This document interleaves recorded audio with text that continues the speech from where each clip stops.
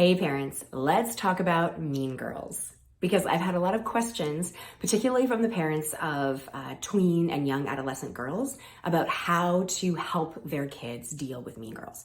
So the first thing I want to say is that relational aggression is not limited just to females, and it's also not limited just to the tween and teen age group. It applies to all the genders and it applies to all the age ranges. So in this video, I'm actually going to talk about mean kids instead of mean girls. The second thing is that the kids who are being mean need help just as much as the kids who are the victims of those mean kids. A lot has been written about how to prevent your child from becoming a mean kid. And interestingly, a lot of the things that you can do to help your child from to avoid being that mean kid also helps your child to kind of protect them against the mean kids in the world. And I'm going to talk about that in a minute. But something that's really important to note is that helping your specific child to overcome mean kid situations is actually really situation specific. And I'm going to tell you what I mean by that. If the parents of a neurotypical child or teen who didn't have any underlying developmental considerations came to me and said, look, my kid is getting picked on and, they're having trouble reading social cues. How can I help? What I might do in that circumstance is suggest some ways that they can offer support to that child or teen for learning to read body language, learning to read facial expressions, learning to read those social cues, learning kind of the coded language. Because once they have those skills, that child or teen could then decide, in this specific circumstance, do I want to stand out or do I want to blend in, depending on how safe they feel. However, if the parents of a neurodivergent or autistic child or teen came to me, I would be really, really careful about using those strategies because I wouldn't want to inadvertently suggest that a parent needs to force their autistic child to mask who they are. Because we know that masking is not only incredibly taxing on the body budget, but it is also really harmful for both short and long-term mental and emotional health and development. So who your child is and the circumstances in which it's happening are really, really important for what the strategies are that would be applied. However, since this is a video for kind of a general audience, I want to give you a couple of takeaways that can be useful. The first thing is that children who have perspective taking and empathy are not only less likely to become mean kids, but it's a great way to help them when they do encounter a mean kid. And here's what I mean.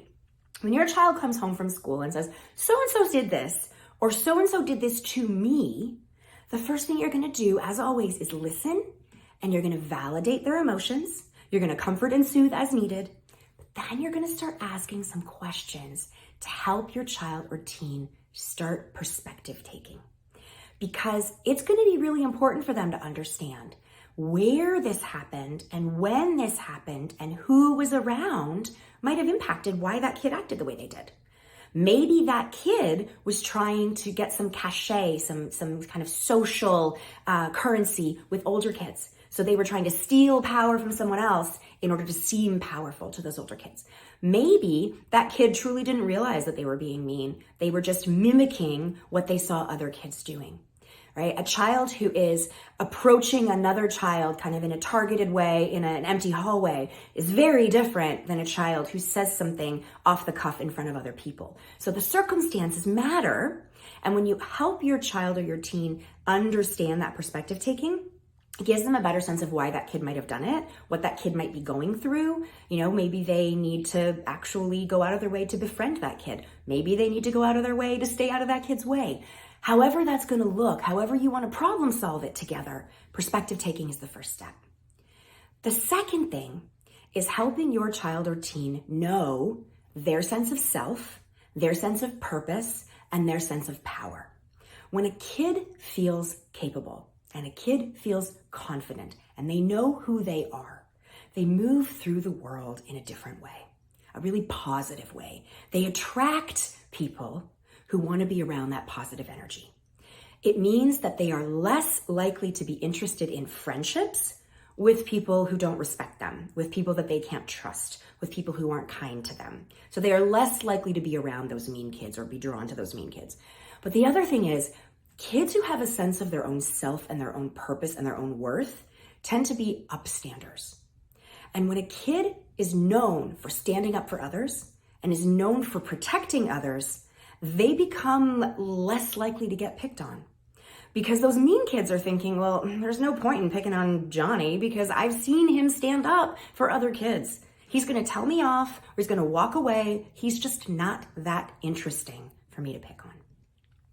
And the third thing is to help your kids and teens know what really good friendships look and feel like. Now, I'm going to do a whole separate video on friendships, so stay tuned for that.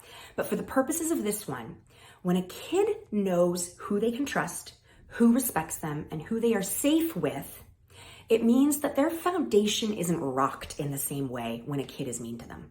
It also means that they're not going to be as drawn to friendships with kids who are more toxic for them. So, if you are looking for ways to help your specific humans in their specific circumstances to avoid becoming mean kids, to avoid spending time around mean kids, and help them understand what to do when they do encounter those mean kids, please book a Connect with Kate call because I would love to talk with you.